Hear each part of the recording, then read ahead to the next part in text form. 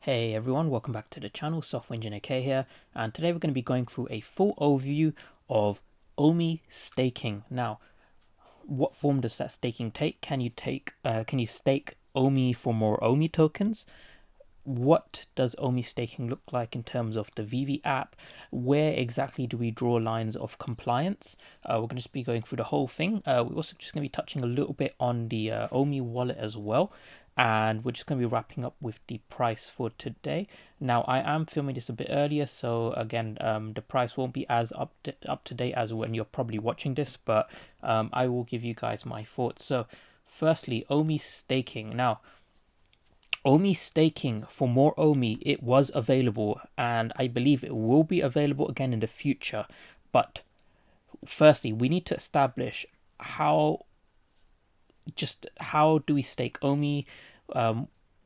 Does VeVe have a part to play, or Ecomi the company, in terms of staking OMI?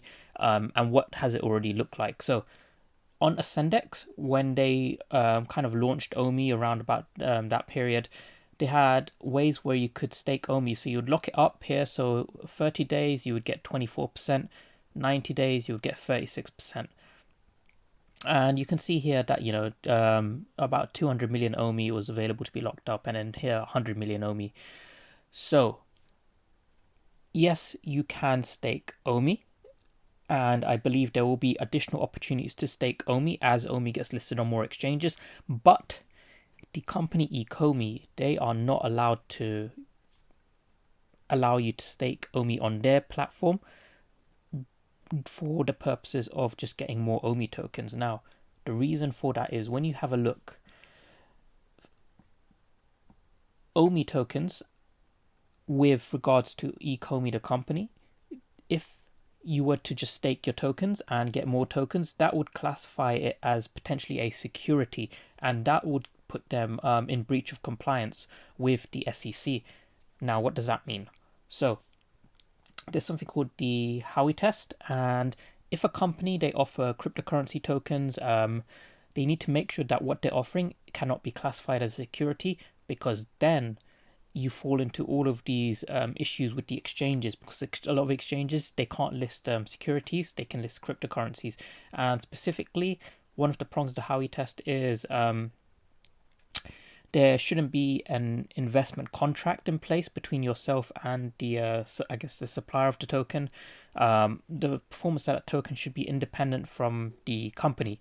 Now, if we have a look at where you can actually get OMI tokens in exchange for staking your tokens, that would be something where your tokens are involved in doing some kind of work for you. So, for example, when an exchange needs liquidity, you can provide your tokens in, say, a liquidity pool, and as a result of providing liquidity, as a result of you providing that service, you would then get a percent of tokens as profit, and that's essentially what you're doing when you're staking. So proof of stake consensus, that is an example where you're maintaining network integrity and you get rewarded with tokens. Now, crypto staking as an investment. So this is where it is not okay for OMI to be staked, because if Ecomi allowed you to stake cryptocurrency as an investment where you just lock up your OMI and then you get more OMI, that is not compliant. That would cause Ecomi to get into all sorts of legal trouble, and that would affect us heavily as investors. And if you're wondering just how much it can affect you, if you go to the Ripple lawsuit, Ripple, lost about 90% of its value at the peak. So yeah, that goes to show that it can end up quite disastrously for even a massive project. So they absolutely cannot risk that happening. Now, some argue, but yes, there are some projects that let you stake it as an investment.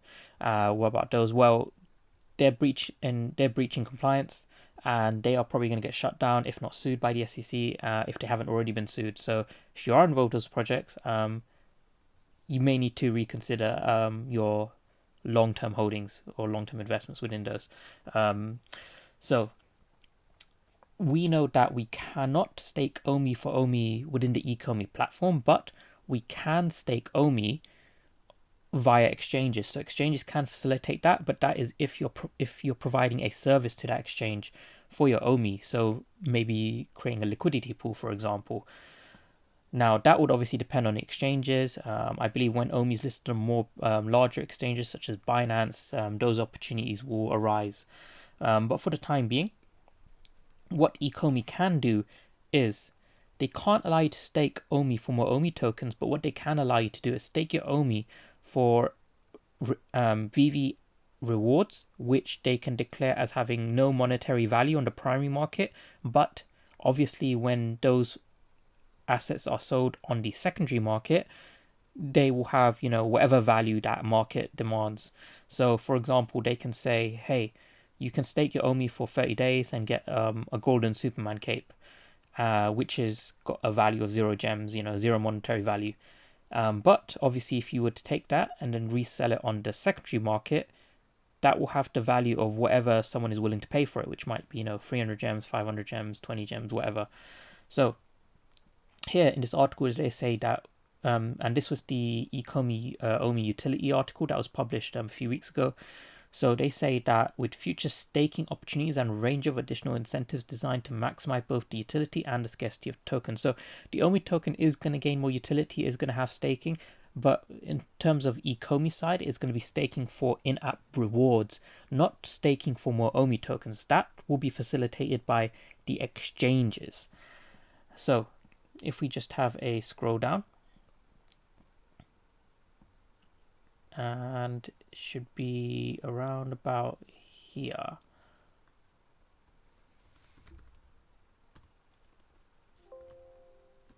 So, of course, if using the OMI token to buy or sell NFTs on VeVe was the only utility, things would get a little boring. In Q3, we will begin the development of the Master Collector program. So this is something everyone has been waiting for. This is a layer of light gamifications for the app, which also includes unique rewards for staking your OMI tokens, incentives for using the token to make purchases, and of course, OMI will be integral for transactions in the VeVeverse. Now, quite a few different confirmations there, but specifically I'm going to focus on the staking part. Unique rewards for staking. So in the VeVe app, you will get in-app rewards for staking your OMI tokens. You will not get more OMI for staking your OMI tokens. I'm going to make that clear again.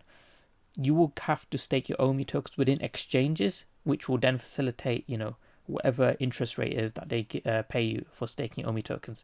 If you were to stake your OMI within the VeVe app, you would get in-app rewards. That is to ensure that Ecomi remains compliant. So I cannot put that any more clearer than that.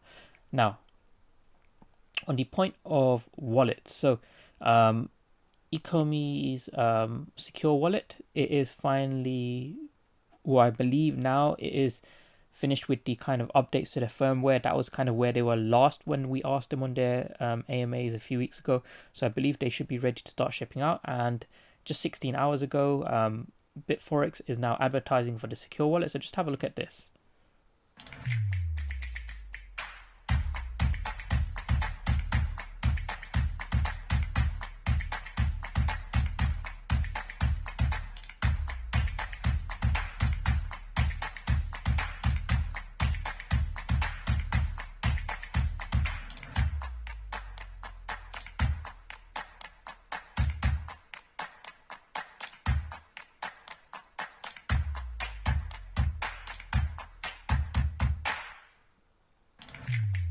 Okay, so that was an advert by Bitforex for the Ecomi Secure Wallet.